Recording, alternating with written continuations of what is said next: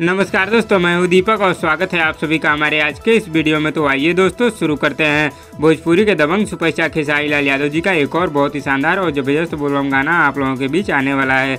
जी हाँ दोस्तों, दबंग सुपरस्टार खेसारी लाल यादव जी के एक और नए शानदार बोलबम गाने का first look poster social media के माध्यम से रिलीज किया गया है। जिस शानदार बोलबम गाने का नाम है दोस्तों हमहू जाइब देवघर। जी हाँ दोस्तों, दबंग सुपरस्टार खेसारी लाल यादव जी का यह बहुत ही शानदार और जबरदस्त बोलबम गाना आप लोगों के बीच आने वाला है।